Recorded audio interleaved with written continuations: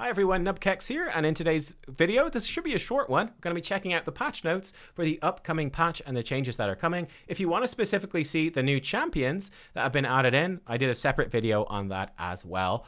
And by the way, there is a new resist and increase resistance and decrease resistance buff and debuff are in the game on some of these new champions, which is really, really cool. Let's dive in. So, Tavern Improvements. We know the tavern get quite crowded. Spent a few months adventuring. XP brews are messy. So now they've sorted it much better. The new show upgradable only filter will hide all champions who are ineligible for a specific upgrade. For example, upgrade level tab will only show champions who've not reached their max level. So instead of having to scroll through all your champions when you want to upgrade someone's level, it's going to hide all your level 60s, all your maxed out level 50s. It's only going to show you the ones you can upgrade. Upgrade rank does the opposite and only shows champions who are eligible to be upgraded. And this would obviously as well ignore the 60s who can't be upgraded. So that's fantastic too. Upgrade skills hides champions who have entirely upgraded their skills. Ascend does not display champions whose ascension equals their ranks. Thank you. This is so much better. Great quality of life. And then you can switch off the filter as well, which is cool. All XP brews are going to be grouped into a single slot according to their affinity. So again, you don't have to be scrolling through this massive list of XP brews. It's just a single block of XP brews.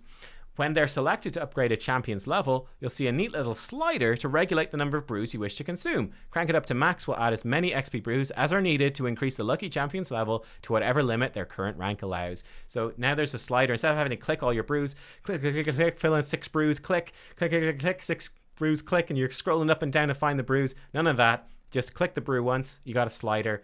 Massive improvement, so much better. So yeah, this stuff is huge. Really happy about that. That's a big deal. I'll do like an updated video showing you how to use it and stuff like that in the game when it's added. Next up then, team setup. Okay, so the existing PvE teams are going to go into 3 categories now, right? Previously, you had 10 teams for PvE, and they included your Doom Tower teams, your Dungeon teams, all your teams. It was kind of a pain in the ass. Now you've got 3 categories. You've got Campaign teams, Dungeon teams, and Demon Lord teams. You got the general one, which includes Campaign, Dungeon, and Demon Lord. So you have maybe 1 or 2 Clan Boss teams in there, most likely, is what most people would use. You probably have 1 or 2 teams for each dungeon as well, and then you could potentially set up a team for campaign. I think they're going to upgrade this eventually as well to make this a bit smarter for leveling champions, but I don't believe that's in yet, so maybe the campaign thing is mostly useless for now. But hey, this is really nice to make your dungeon smoother. Faction Wars is going to be its own section. Doom Tower is its own section. Then Hydra and PvP are still their own section.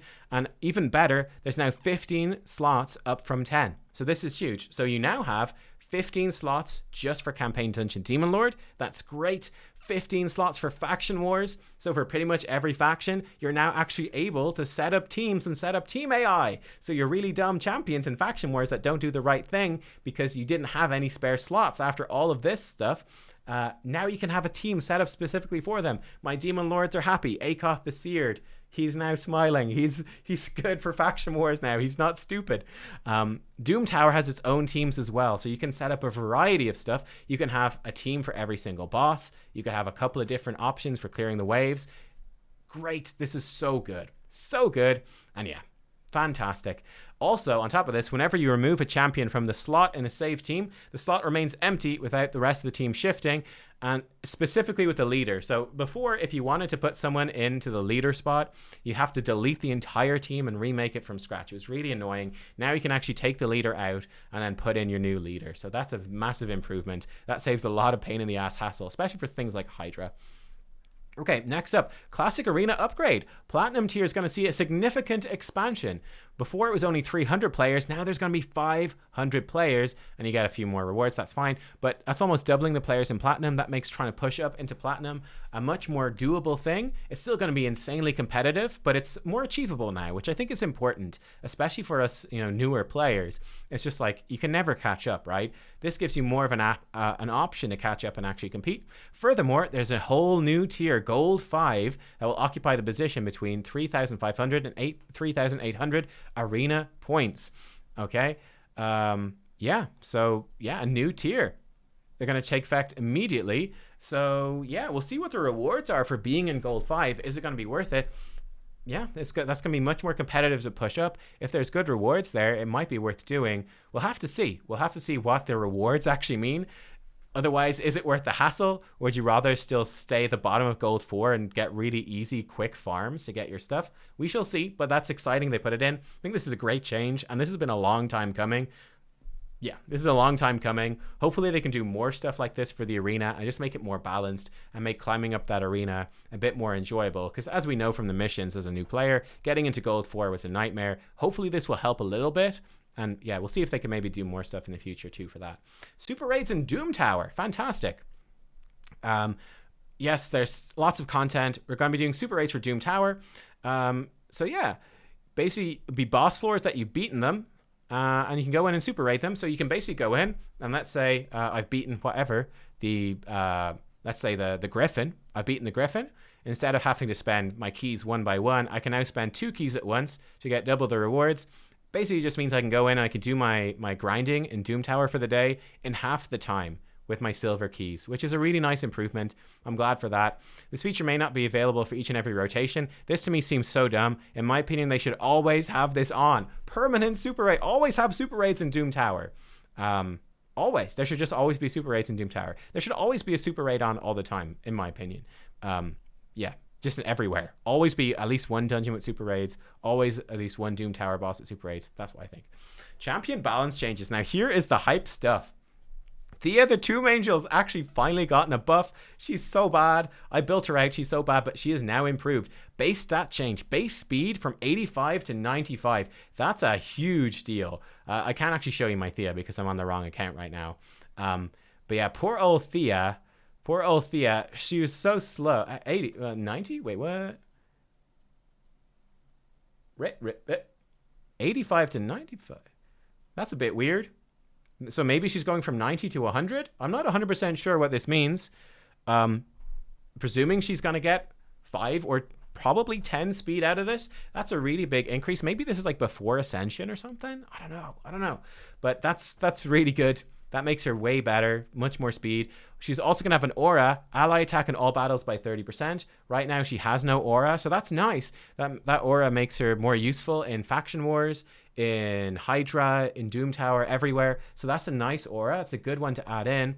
Could be good for speed farming teams. Hex Reaper now doesn't remove hex debuffs from enemies after attacking, and the cooldown has gone down by 1 turn. Her other skill then, Not of This World, has had the cooldown go down by 1 turn as well. So when you fully book her up, she actually becomes much better. So she's basically going to be putting out hexes, two hits at random to put out hexes for 5 turns on this A1.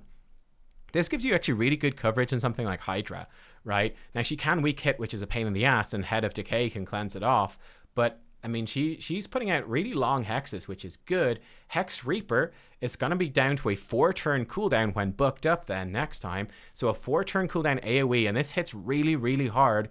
Not of This World is going to be down to a 4-turn cooldown when booked as well, which gives her Perfect Veil and an extra turn.